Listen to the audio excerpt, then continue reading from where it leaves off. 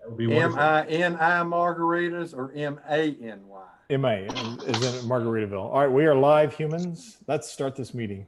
A call to order the June 22nd electronic meeting of the Signal Mountain Town Council.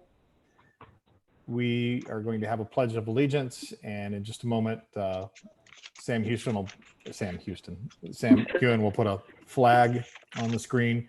That'll be followed immediately by a moment of silence, unless anyone is requested to do a prayer. And I haven't been notified of that, so I'm assuming that's no. So we'll have a moment or a few moments of silence, and we'll come right back after that. So Sam, if everyone will mute your audio, it won't sound so crazy. I pledge allegiance to the flag of the United States of America and to the republic for which it stands, one nation, under God, indivisible, with liberty and justice for all.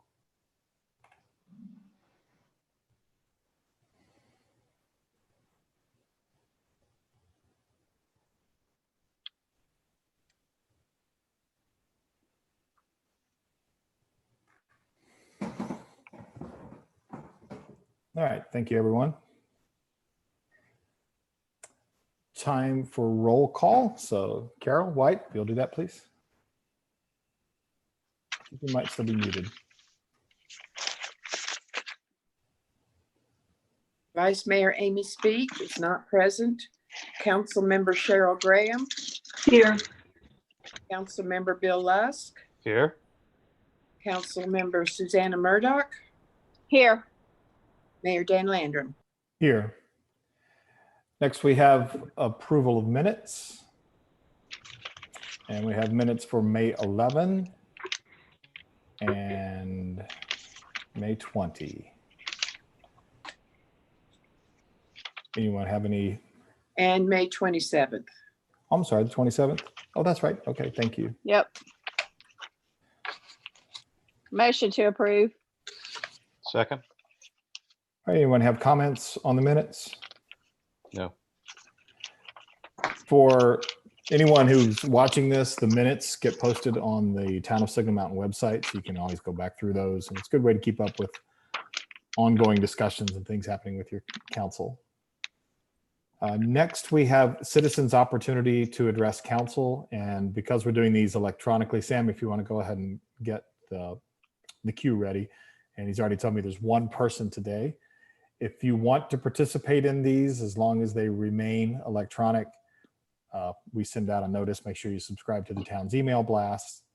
And generally, if for a 4 o'clock meeting, we ask that people call in by 2 so that we can then make sure that you're able to get into the meeting. So if I believe it's Claire who's lined up today. So Claire, if you make sure you're listening through Zoom. Is she calling in or is she on Zoom, Sam? She's calling in through Zoom. Calling in through Zoom. So Claire, if you can hear me, make sure your computer is turned down completely, or we'll be about 20 seconds apart from each other. So go ahead when you're ready. Can you hear me? Yes, ma'am. Yep. Oh, because I don't have a 3-year-old to help me today. So I see on the agenda that the water board is going to meet. I'm sorry. Let me interrupt. If you wouldn't mind, Mrs. Greisinger, would you please give your name and address for the record? Claire Greisinger, 40 Carriage Hill. Thank you.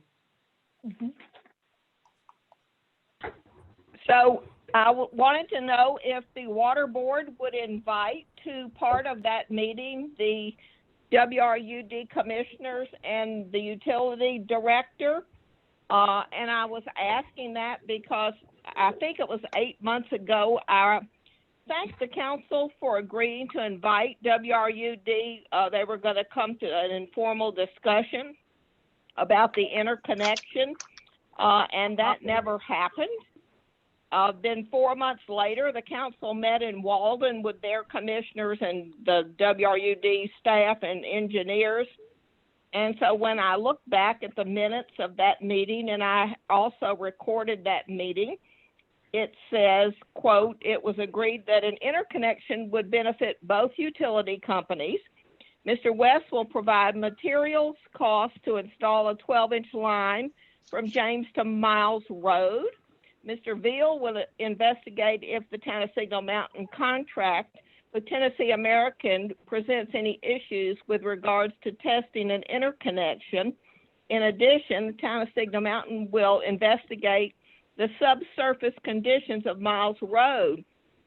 So when I asked WRUD the status of that project not long ago, I was told they were waiting for the subsurface conditions on Miles Road, and they needed the rock depth every 100 feet.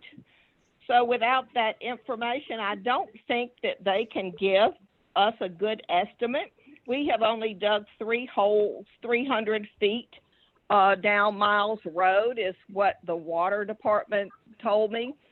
And so 4 months later, we still don't have an estimate. And I know the water department said they didn't want to dig in people's yards, but can't they take like a core sample every 100 feet or so we can get a cost estimate to run this 12-inch line? I mean, this is just an estimate. Materials and their labor, WRUD's labor, it's information that I would think the water board would want to know.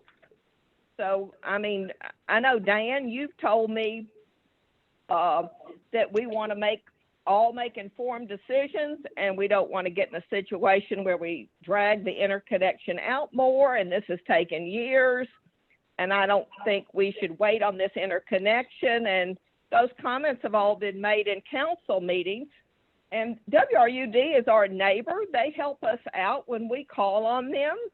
They put in the water line on Sunset for us a few months ago when we had the slide.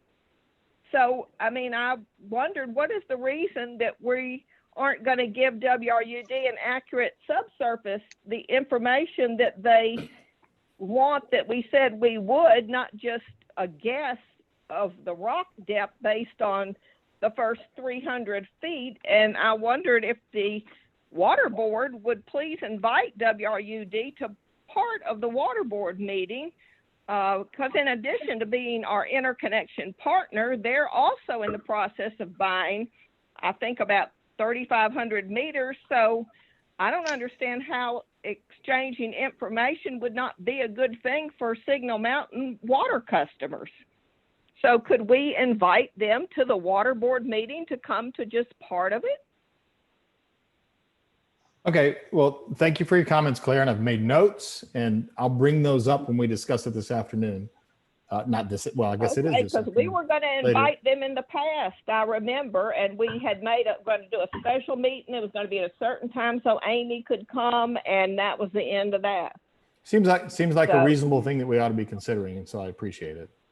Well, I would like us to get as much information as we can and some answers so we can at least get an estimate and look at what the council decided we were going to do and get an estimate for, and then nothing's ever been done since then.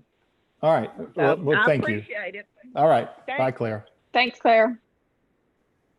All right. Next, we have 3 resolutions before us today.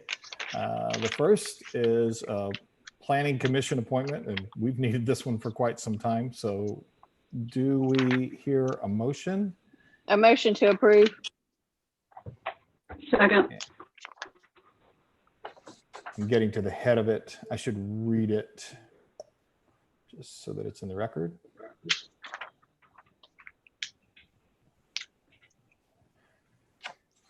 There we go. Sorry, it takes a moment. So it's actually harder not having paper and going back and forth from Zoom screens. This is a resolution appointing Vicki Anderson to the Town of Signal Mountain's Municipal Planning Commission. We have a motion and a second. I'm sorry, who was the second? Me. Cheryl. Thank you. Do we have any further discussion? Anyone have any concerns that council needs to hear ahead of this vote? If I may, I'll just let you guys know that Dr. Anderson called today to check on the status of this process, and I told her you'd be voting on it tonight. She's very excited about the prospect of being able to join the planning commission and assist the town. All right, with no further discussion, Carol, will you take a roll call vote, please? Councilmember Cheryl Graham, Yes. Councilmember Bill Lusk, Yes. Councilmember Susanna Murdoch, Yes. Mayor Dan Landrum. Yes, and thank you very much, Dr. Anderson. You are now on the Signal Mountain Planning Commission. Yay. I'm glad another woman is on there. Me too. All right, next we have a resolution authorizing the MOA and lease with SMEPF. And let me do this in order this time. I'll read the header. I'm scrolling.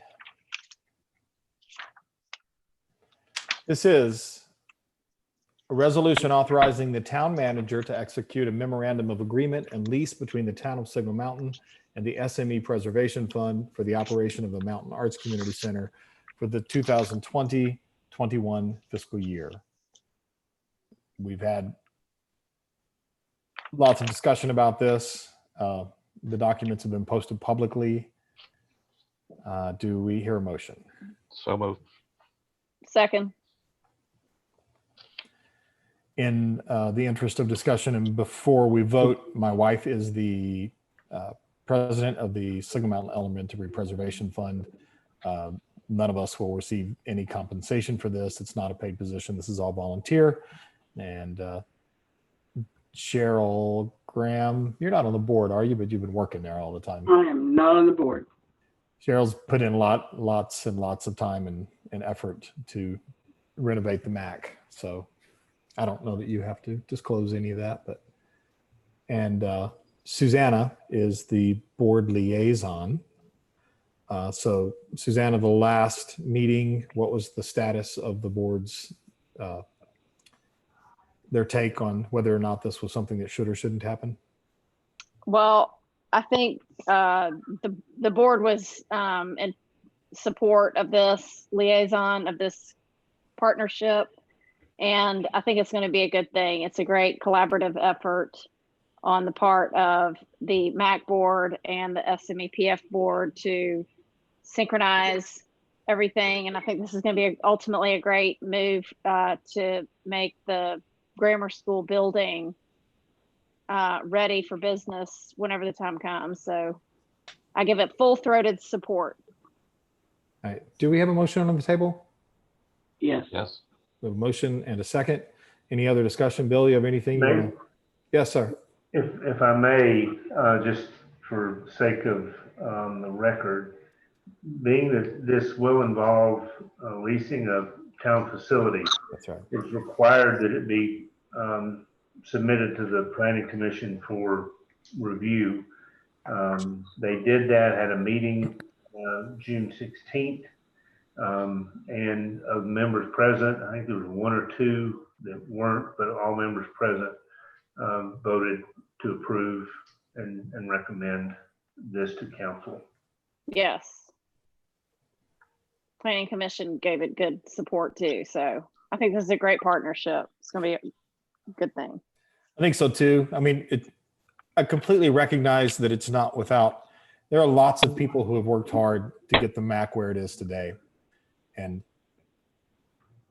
all that work is equally appreciated. We're in the strangest of times with it basically being shut down. And this is not a permanent situation. This is a 1-year lease that says keep things going as you can. So I guess we're ready for a roll call vote. Carol? Councilmember Cheryl Graham, Yes. Councilmember Bill Lusk, Yes. Councilmember Susanna Murdoch, Yes. Mayor Dan Landrum. Yes. Next, we have another resolution. This is our audit contract resolution. Let me scroll down to that.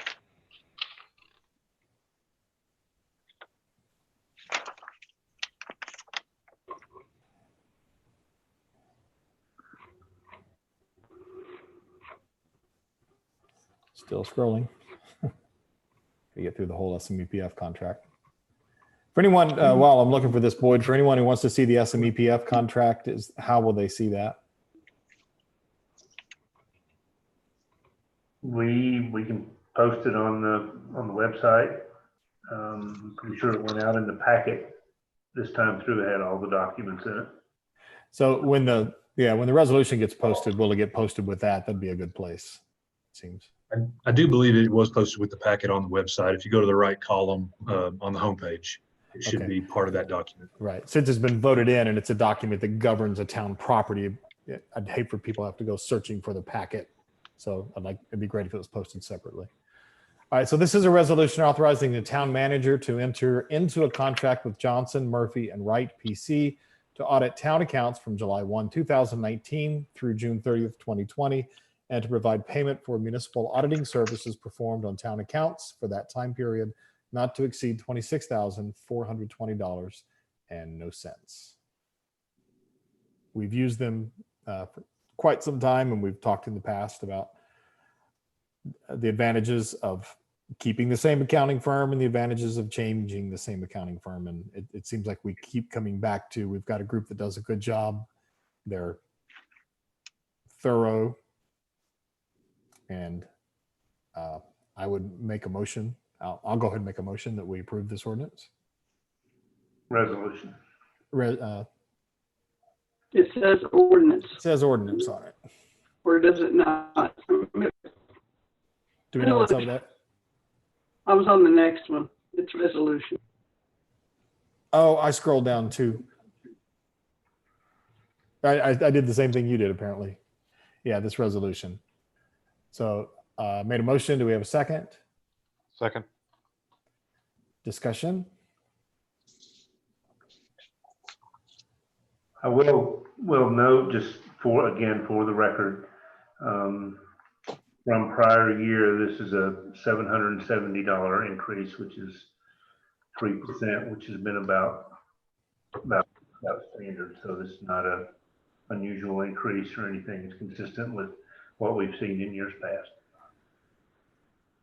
They brought an extra person in last year, didn't they? Wasn't there another? They did, yeah. All right, hearing no further discussion. Carol, will you take a roll call vote, please? Councilmember Cheryl Graham, Yes. Councilmember Bill Lusk, Yes. Councilmember Susanna Murdoch, Yes. Mayor Dan Landrum. Yes. Next on the agenda, we have public hearing for the fiscal year 2021 budget. And Sam, do we have anyone lined up to speak? No, sir. We had no citizens requesting to speak.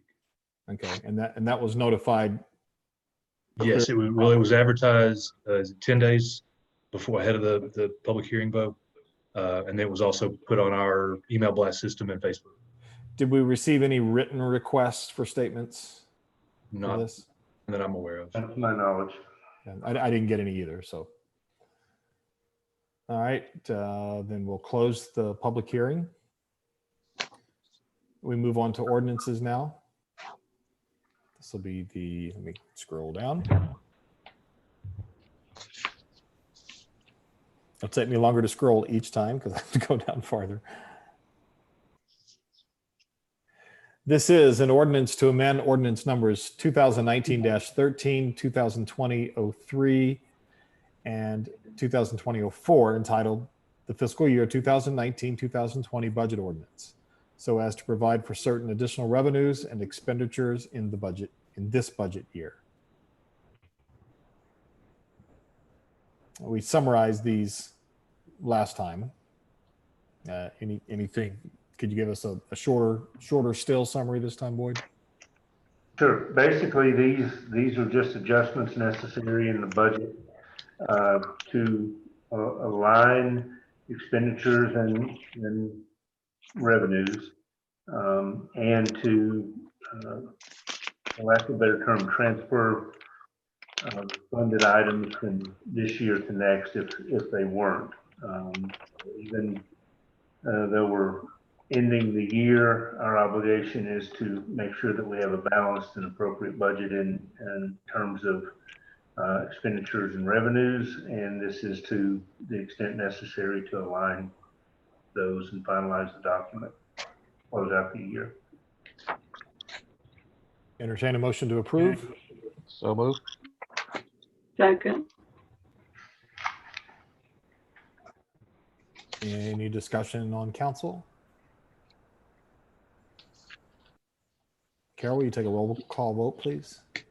Councilmember Cheryl Graham, Yes. Councilmember Bill Lusk, Yes. Councilmember Susanna Murdoch, Yes. Mayor Dan Landrum. Yes. Next, we have a resolution. Oop, I'm at the wrong one again. We're in ordinances.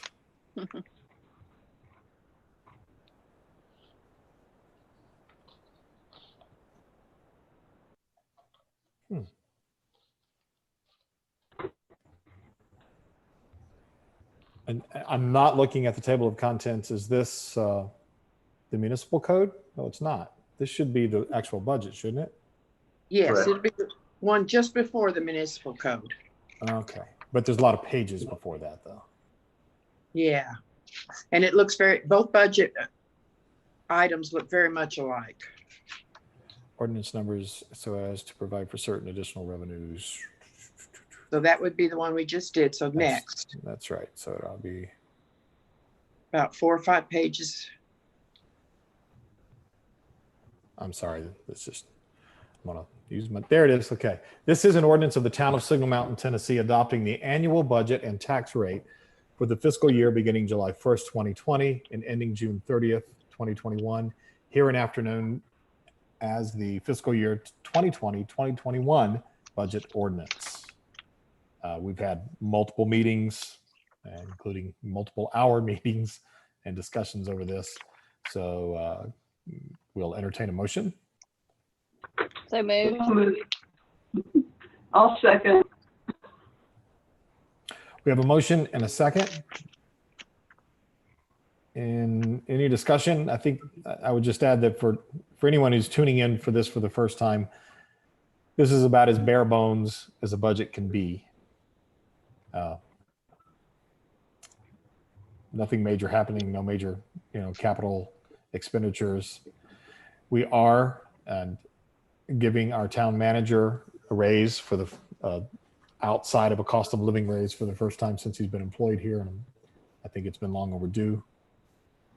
And a pay rate adjustment. I know that took place one year, but it took place for everyone. I know he was about to correct me on that. Does anybody else have any other discussion about the budget? Yes, it's important to note that there is no change in the tax rate. Yeah, that's kind of important. The tax rate remains the same, and at current levels, it's a projected small increase to fund balance as opposed to decrease.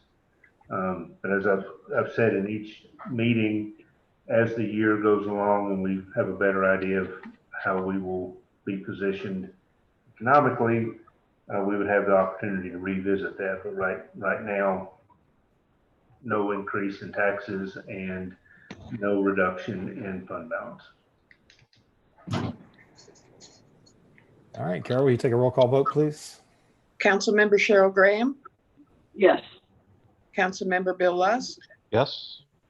Councilmember Susanna Murdoch, Yes. Mayor Dan Landrum. Yes. Carol, would it be okay with you if I come by and sign these tomorrow so they can go off to the state? That would be wonderful. Thank you. Good idea. Good idea. All right, now we have 3 discussion items. Recreation facilities. And I'm sorry, you have one more ordinance. no, we're done with ordinances. No, we're not. I've got Nope, it. Hold on. one more. I'm scrolling back down again. This is going to be after all the budget pages. Next time I'm going to print all this out for you. Oh, I don't want to do that. And it's taking an extra 30 seconds. So come on. Come on. Time flies. Yeah, an ordinance to amend Title 1, Chapter 1, Section 1-102 of the Town of Signal Mountain Municipal Code in reference to order of business for town council meetings. We've talked about this quite a bit, and this ends the ongoing saga of how the order of business should or shouldn't be done. It clarifies it. Do we have a motion? So moved. Second. Second. A motion and a second. I'm waiting. Okay, I'm sorry. Who's I know, I was second? like, Susanna was second. Thank you. She was the first second.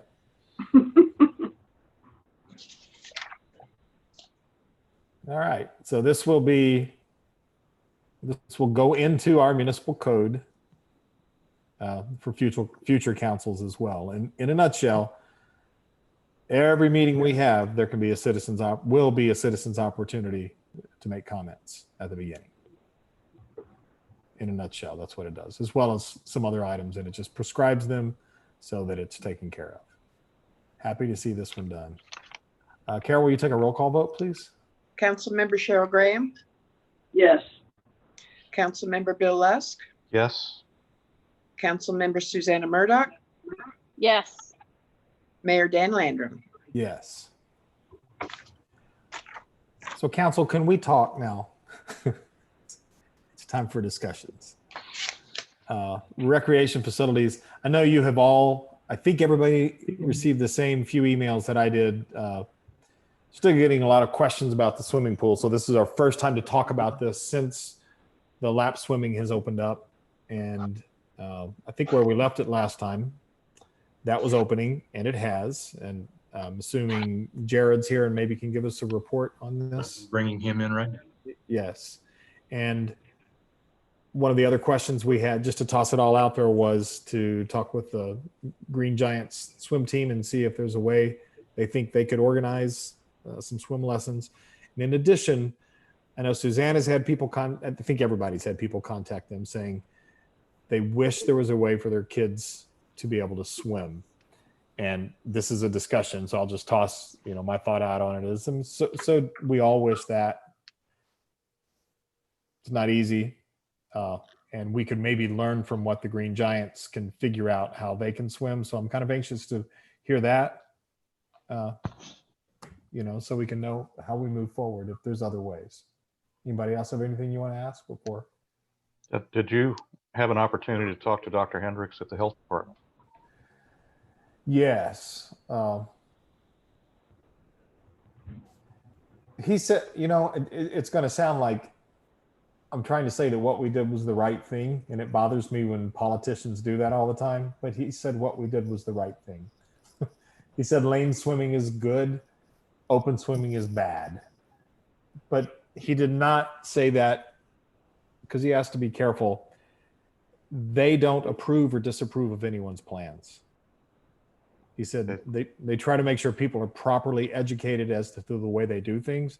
So if we voted today to open it up completely, we would not get a letter from the health department saying that's a bad idea. They might say, you're doing this and this and this, and this is the way COVID is spread. They might even say, I can't say what they would say. They might even say it's a bad idea, but they wouldn't say cease and desist. So it doesn't put any more pressure on us or help us out either way, knowing that. But he did say lane swimming is one of the, it's a very low risk activity if it's done. I think that the gist of what I'm hearing from people is that even their younger children would like lane swimming. So not just open everything up for regular swimming. I mean, I know there are a lot of people that would like to see that happen, but under the circumstances and where we are as a town, I'm interested to hear from Jared how it's gone opening the lanes and how that has been received by the community. And then I think that there are some people that are interested in being able to make reservations so that their younger children, younger than 16, could participate in lane swimming. And I know we're talking about kind of partnering with the Green Giants, but so I guess that's sort of what you're saying, Dan, all the same discussion. Right. Let's find out what's happened so far and how it's worked. Yeah. Jared, Bill, did you have more to add to that? No. Okay. Jared? Jared, you're muted.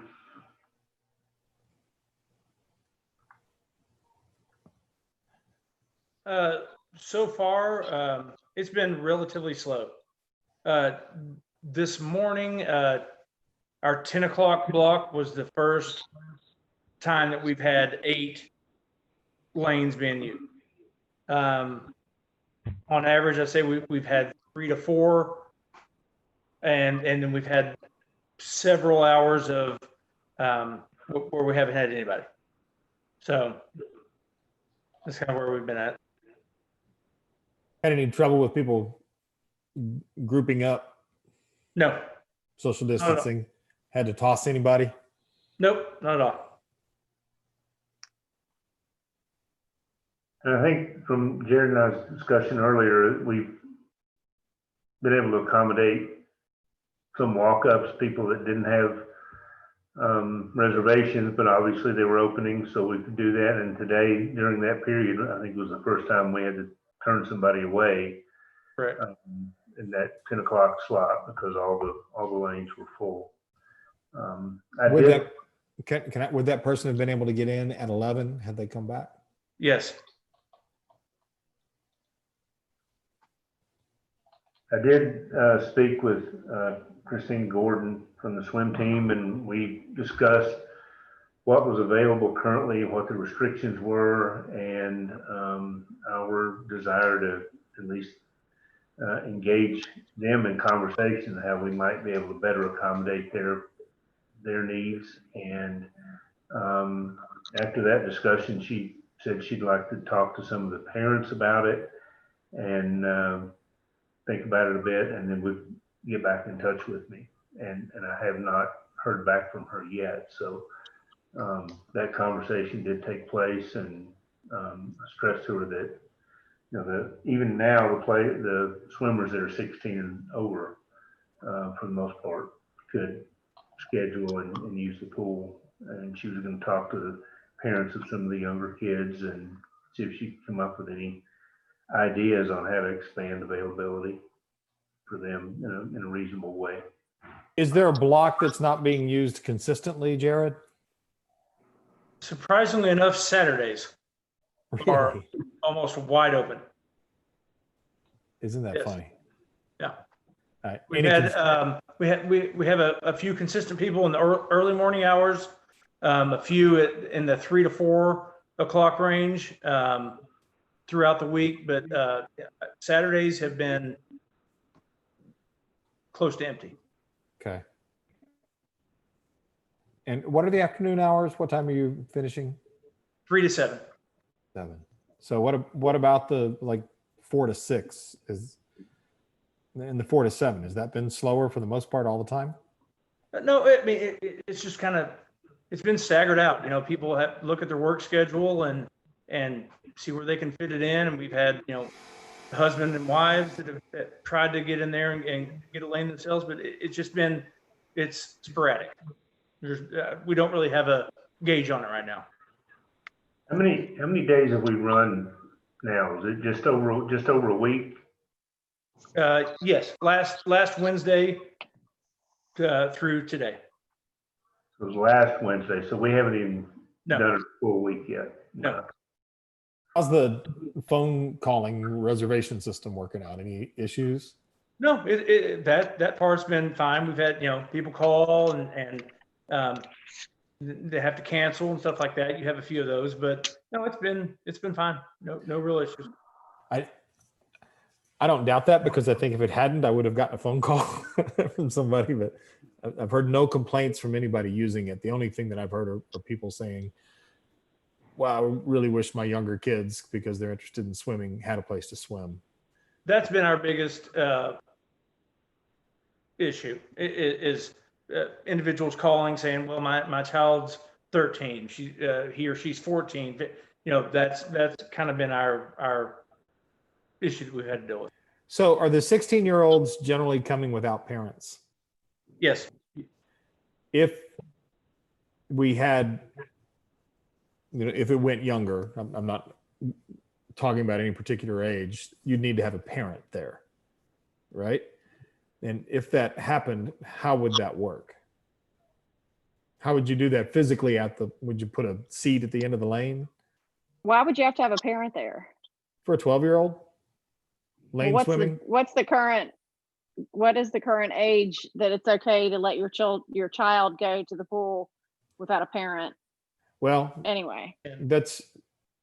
I don't know that there is. Yeah. So what's the answer to that, Jared? Well, I don't know. we'll have to see. I've had. No, is there a rule now? What Our if it rule was right now regular is that- open school? What open swim? What would it be? 10 years old. 10. I think the difference in what we're dealing with right now is 10-year-olds unsupervised are less likely to continue to lane swim. Yeah. Oh, I know. I just wanted to know what our current rule is.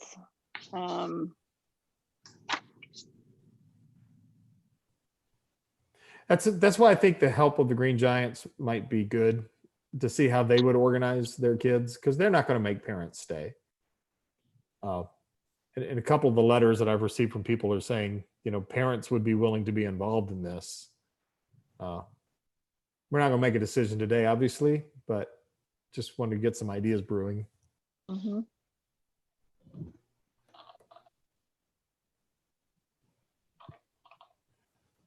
All right. Other thoughts?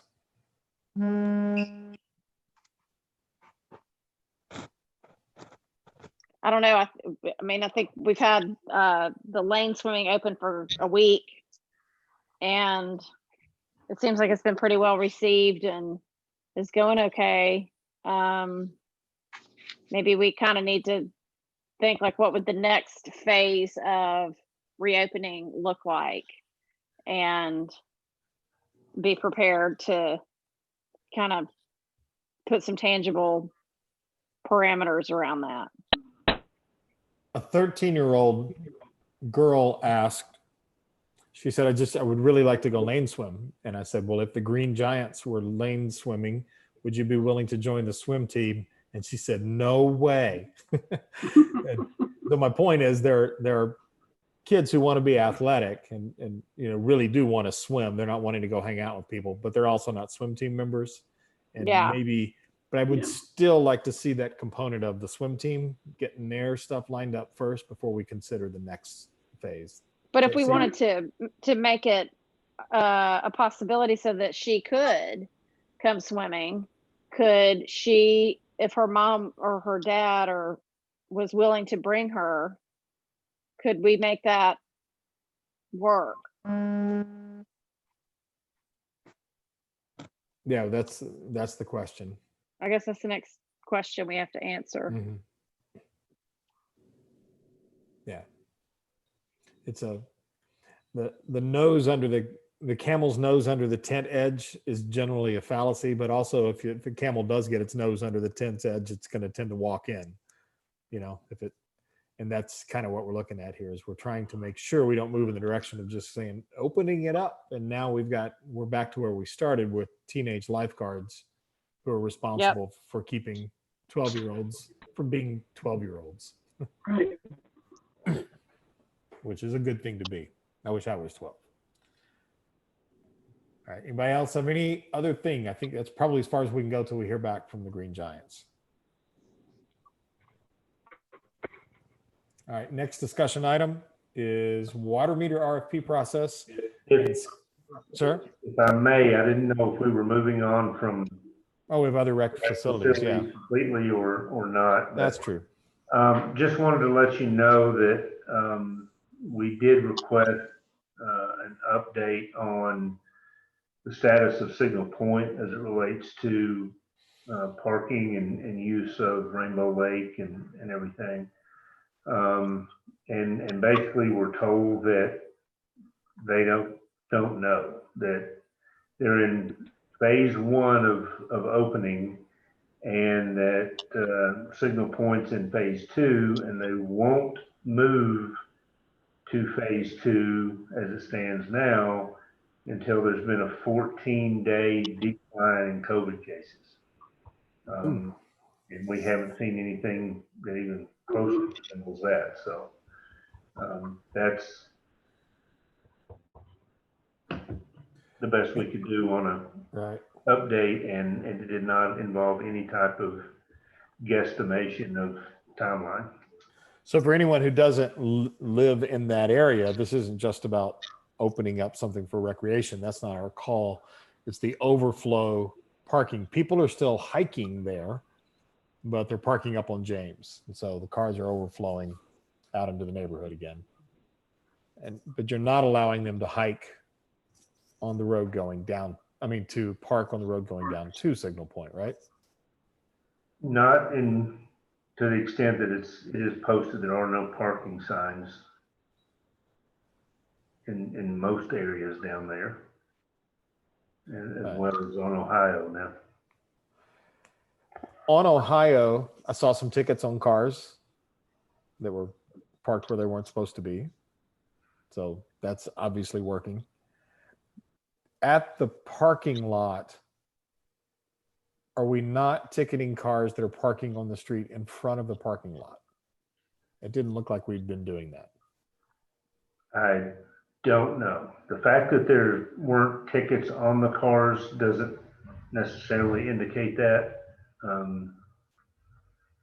They may have parked there after the officers came through and issued tickets as appropriate, and they hadn't been back through. So I can't answer that, but the fact that they may have been parked there without a ticket doesn't necessarily mean that that's the case. Can we find that out? Because I'm just wondering that there is a bit of an inset there. The road gets a little wider at that spot, and that the parking lot is just a little bit pushed off of the regular width of the street. And I was wondering if maybe the officers are under the assumption that they can park there, because it's not just one time I looked at it. I've looked at it a few times, and I've seen tickets on cars that are not cars that are down where they shouldn't be, but no tickets on cars here. So my understanding was that there was no parking on the street on Ohio. I'll double But check. anybody else understand that differently? No. Bill Lusk, how have things been up around the Palisades parking areas? Really no problems to report. Okay. Haven't been no overflow issues from either of the overlook parks onto the road. Still a lot of bike and pedestrian traffic on the road. Good. So still a little hazardous, negotiating all that stuff, but it hasn't been a mob of people or cars.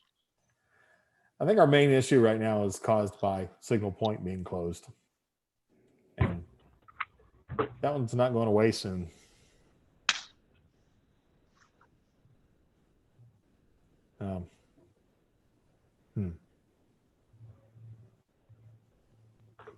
Anybody have any thoughts on that? How to proceed on that? I don't know. If you asked all the neighbors, would you like to have no parking signs in front of your house?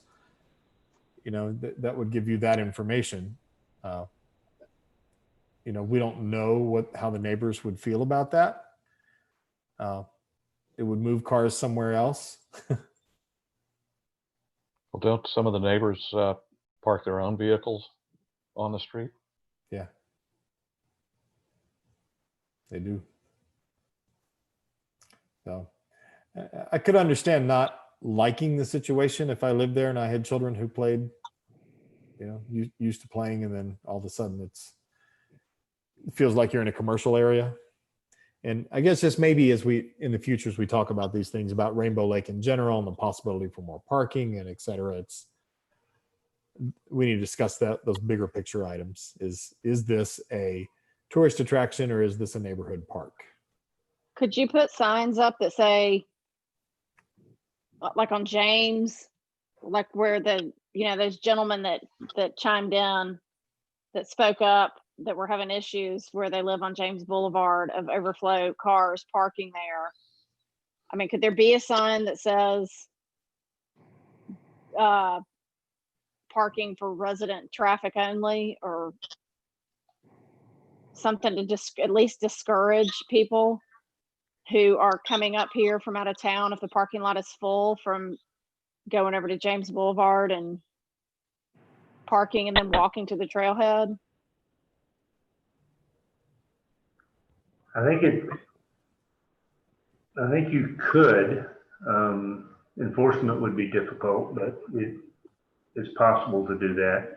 But again, a lot of, especially since the road's been redone and everything, the prospect of marking curbs or putting signs up through there, I think, wouldn't be terribly well received by most residents. Any way we could put pressure on the National Park Service to open that parking lot back up? Is there a way that we can put pressure to say, look, you're creating a situation in our neighborhood. You are not policing it to say people can't go there, and it's not our responsibility to police it. Is it possible that that could happen? That we could say, you're making things worse for us because people are still using it.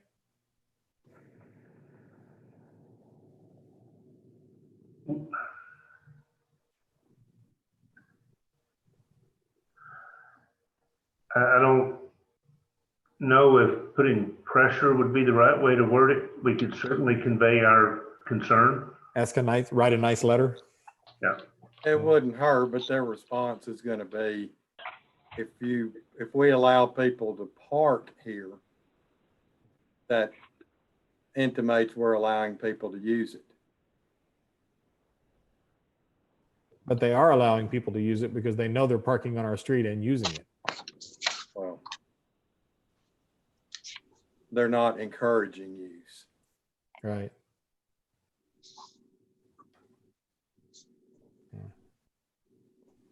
Have there been any reports of any of the folks who live in that area of James of hikers blocking driveways, parking in their driveways as a result of all this that we know of? I haven't heard any. No. I just heard people, moving in large groups and Yeah. changing their clothes in the street before they, after they hike and before they hike, and the kinds of things you normally wouldn't want happening in front of your house. Unless you lived in a place where that was normal, then it's not in our neighborhoods.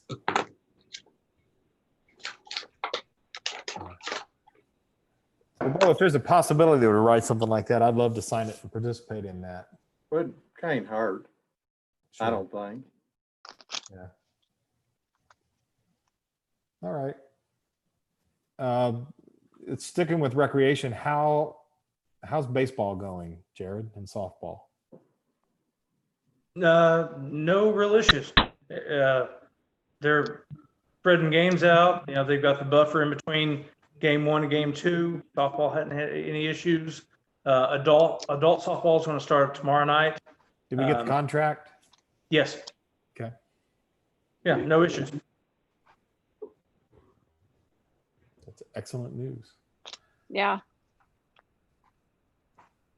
All right. Anything else with the max under a new arrangement? So that one gets taken care of. I did notice that I was copied on an email. Bo, you mentioned at the last meeting, Dennis Parker wanting to do a fundraiser for the Playhouse at the Playhouse facility. There was some talk about some sidewalk conditions and just different problems on that. Is that something that's on our radar to try to get some of those kinds of things repaired? It is to the extent possible. That whole area we plan to look at in terms of stormwater. Erosion has always been an issue, and we can continue to spend time and money to patch and everything, but we need to figure out a better plan for that area. So that's one of the hopefully one of the things that we'll address in the coming year with some review and engineering, hydrology to see exactly what we need to do long term. But in the meantime, now that there's potential for something to be held there this summer, we'll go ahead and see what we can do to resolve some of those things, at least temporarily. Is the mountain bike pathway up and functional?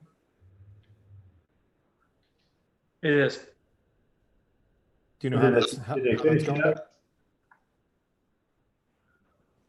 I'm sorry, I think we spoke over each other. They did finish it up. I knew the last time I talked to them, they were getting pretty close, but I wasn't. Yeah, they're getting close, and we have several kids, adults that are through there on a daily basis. That's cool. Yeah. You seeing any issues with that? Is it working like you thought it would, like they thought it would? No issues. It's been fine. Excellent. was wondering about runoff and those kinds of things because changing water paths can matter. But okay.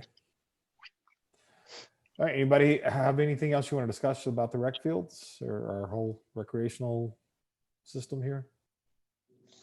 All right. Okay to move on to water meter now, folks.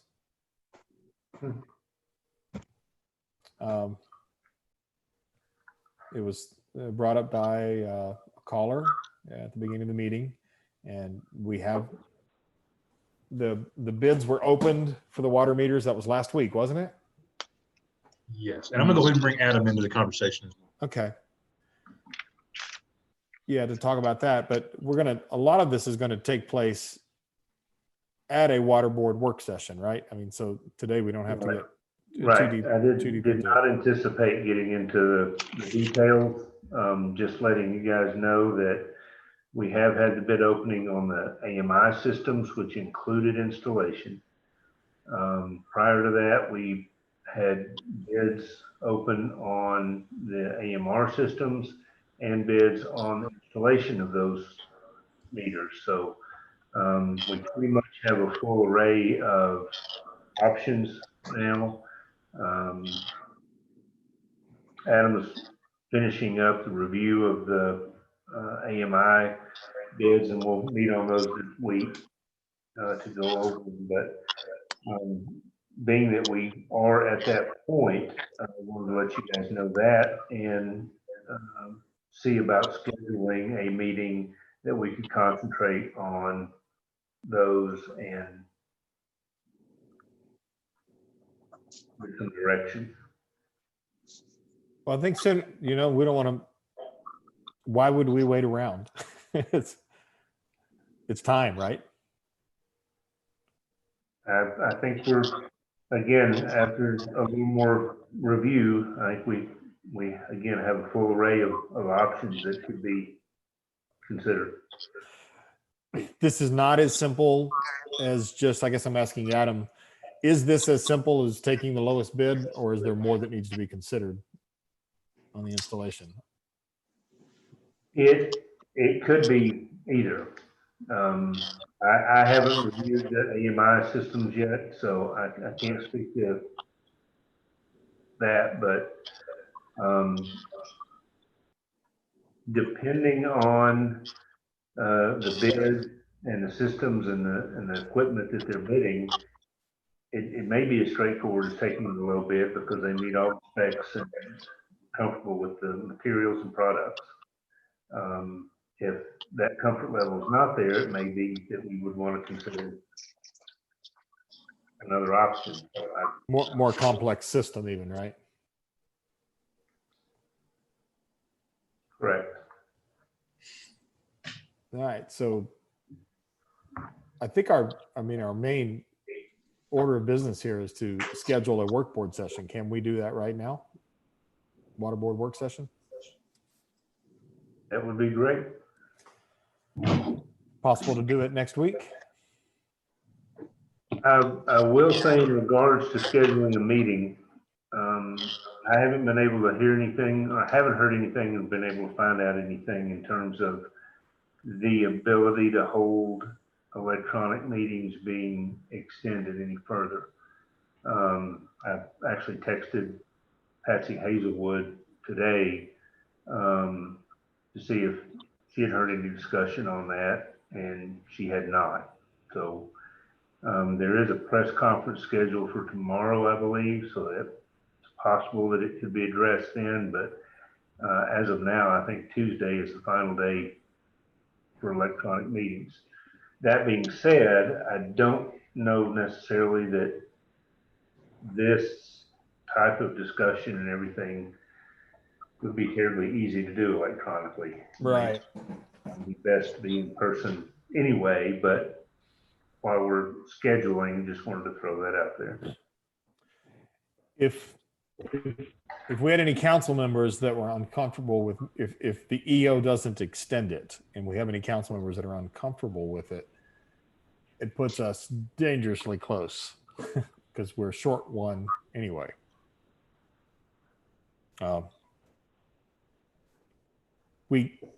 we could schedule this for Monday electronically, even though it might not be ideal. It could be a combination of electronic and because we can still do it. If you thought we should have it in person and people were available Monday, if anybody didn't want to come to attend a physical meeting, see what I'm saying? We have the option of doing both. Anybody have thoughts on that? I think that could work. Anybody not available Monday?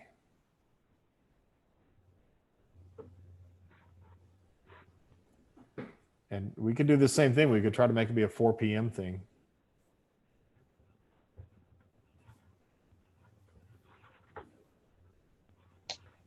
I haven't heard any no's. So can we schedule that then? Harry, you available? Maybe you don't even need to do Yes, it. I am. And Boyd, how's that sit with you? That's fine with me. Adam? Would you like to do it at 4 o'clock? 4 is fine with me.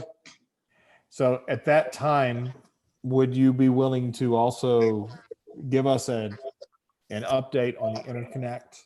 And then we can determine what our next course is if we need to have another joint meeting, just so that we're all up to date. I can get some information on that, yeah. Okay. This is where we are, what still has to be done. And so we can determine, you know, we did talk about meeting again, and I'd like to hear a report from you as to where we are and what still needs to be done, because we didn't have you at the time. Yeah, I have, I guess from the last meeting, I got a few things together, so I'll have everything ready. Perfect. All right. Then that's the end of that part, right?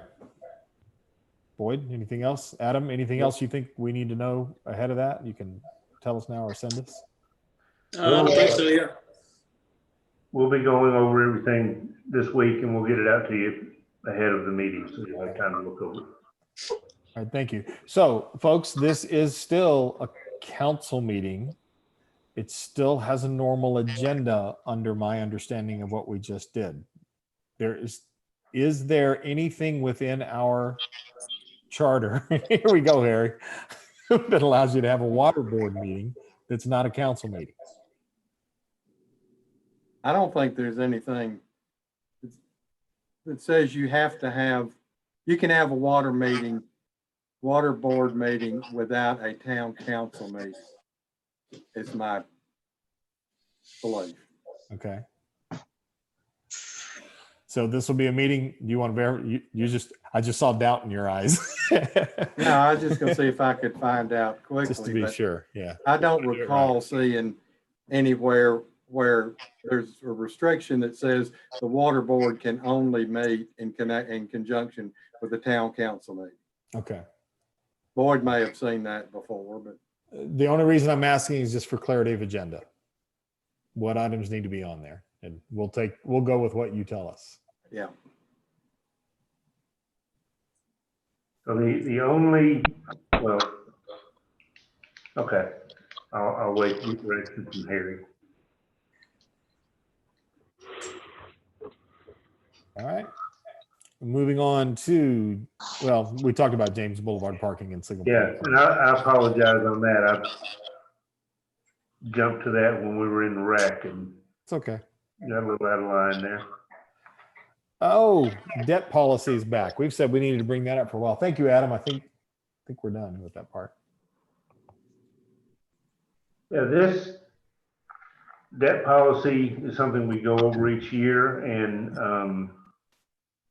I know that it had it on here, but realized it did not go out in the packet. So just as a discussion item, if council wants to look at that in detail, there's a desire to change or review, we can get that out to you, and then we can put it on the agenda for further action or review. But at least just wanted to go over or introduce that discussion again as we do each year. And each year, it seems we kind of discuss the prospect of changes, but then after further discussion, it has pretty much remained unchanged. So really just wanted to have this introductory discussion on it, see if there was need for further discussion. Right. Am I remembering correctly, or maybe you just said that and I didn't follow? Don't we have to vote on this every year? Isn't that something that's required as part of the budget process at some point? Or was that just one year we had to?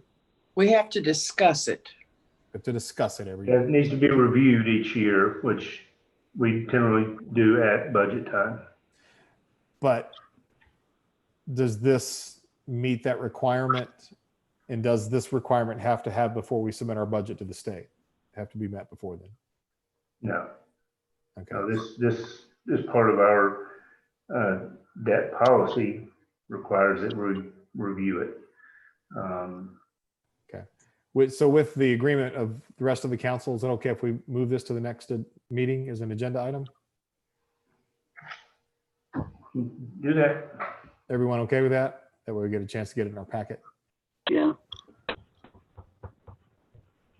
Okay. Manager's report. Just want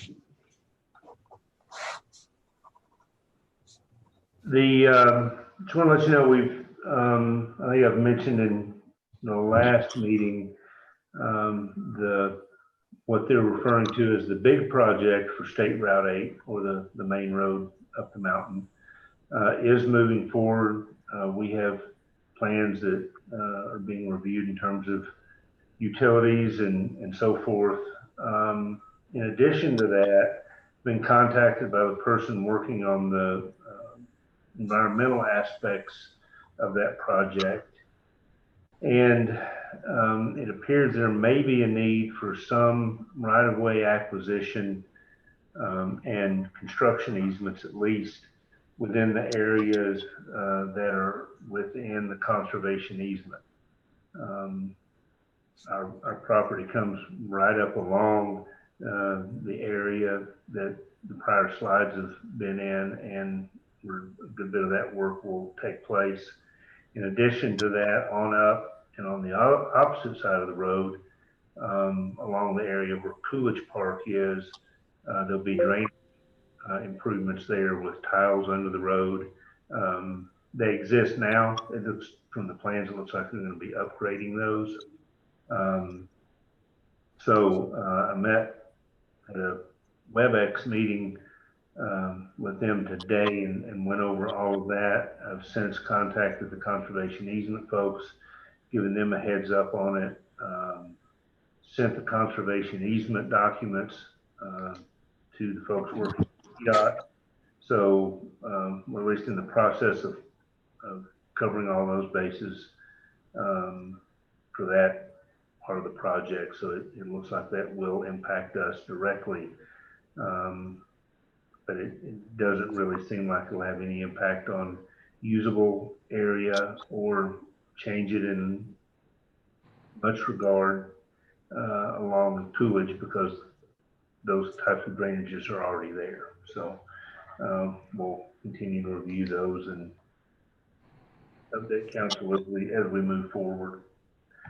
You guys may have gotten an email today from TML. Patsy Hazelwood texted me a few days ago to give me a heads up on the state assistance grants. They've changed those. Previously, I think it's like 206,000 that we're supposed to get, something along those lines, or 219.60, I believe. They required an application, and they were to be used for only certain things. We have budgeted the use of those for projects that met those criteria, but they have now decided that there would be no need for an application for anything. Those funds are dedicated to the town, and we should receive them by the end of July. And the restrictions on use have been removed as well. So I don't know that we would change how we plan to use that, but mainly wanted to point out that the circumstances that we've discussed and have discussed with TML in terms of being more receptive to the needs of the communities as opposed to restrictive use, apparently were heard, and they made those changes. We approved the audit contract today, which is very good timing because they're scheduled to be here next week for the preliminary portion of the audit. And then they will be back later in the year to fully wreak havoc on us for a few days, which they do well. They joke about it, but they, again, are extremely thorough and tough, and that gives us the comfort level in the fact that we're doing the job we need to do. I already mentioned that I spoke with Christine from the swim team and expect her to get back with me. And when that happens, I'll go ahead and send something out to council and let you know. Only other thing I have is that notice has been sent to the election commission in terms of the upcoming November election. So we are in line and have met the necessary notice requirements to have those positions on the ballot. So we're good to go there. So I have. All right. Communications from the mayor, Justin, I think Boyd, you'll want to chime back in as well. All council members received an email this morning from Councilor Speak that I'm not sure where that was left, to be honest. I don't want to misquote. What is your understanding of her situation now? Has she said she wasn't going to participate today or probably anymore.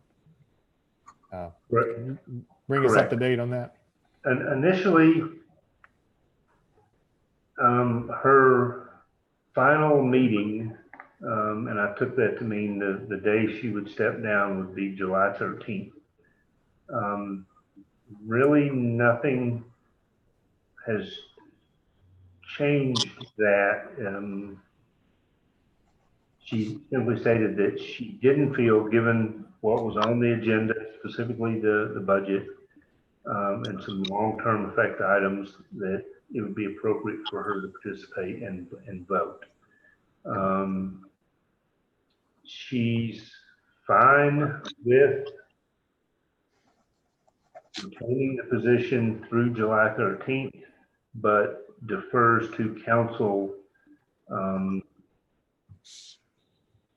in terms of how you want to move forward in filling the position.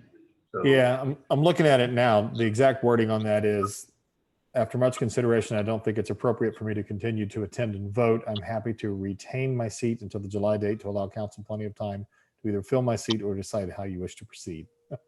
So.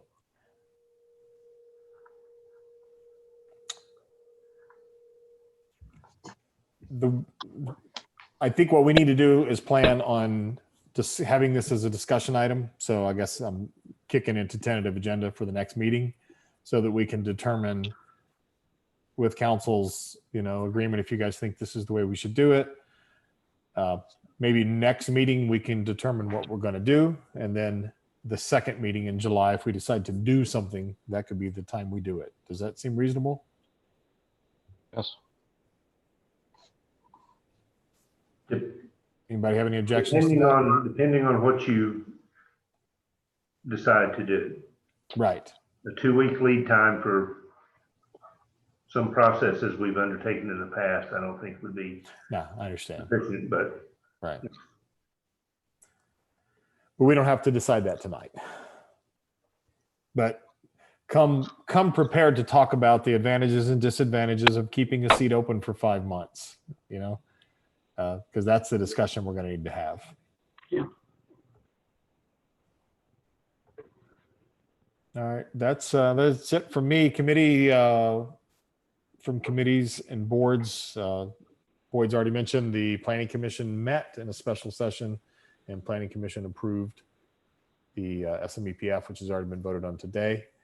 And the Library Board, we met briefly there.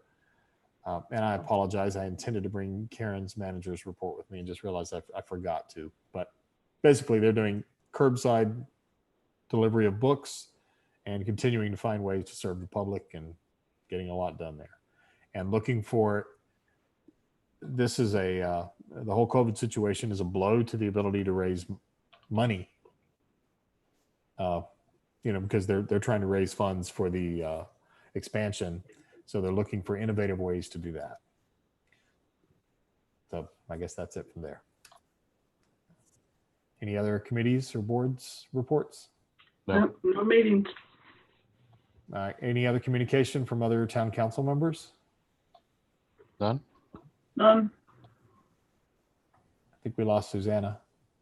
I'm here. Oh, you're there. Can you, Yeah, now I see can you see, or, sorry. You scrolled away. All right, and we've mentioned a couple of items. Can you bring those back up again for us, Carol, for July 13? I hate that you do that. I'm going to do it more and more because you're the safest person here. You asked to look into the ticketing at the parking lot over there by Yes. Rainbow Lake.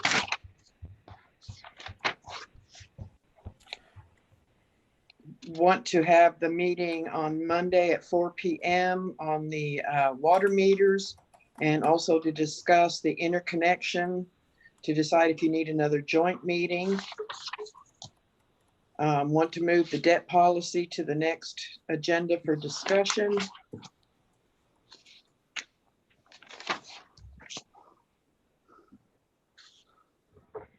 I have an agenda item suggestion that goes along with one of those. Boyd, and I guess this is a town manager position. Could you research honor system parking lots and what, or maybe that's a hairy question, I don't know, what we can and can't do? Sure. Some sort of a pay system?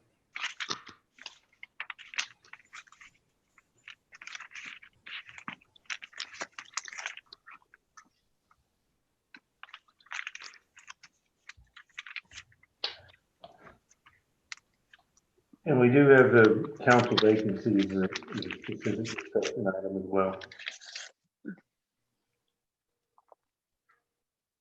Right, that's the last item that I had noted. Right. Well, certainly, it sounds like everything's rolling along with baseball. We certainly need to talk about swimming pool again.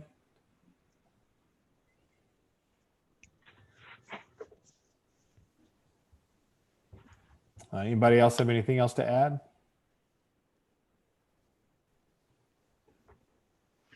I'm hearing silence. Mm-mm. I would happily entertain a motion to adjourn. So move. Second. All those in favor? Aye. Aye. Aye. All right. That's it. Thank you. Thank you. Thank you, everyone. Bye. Aye.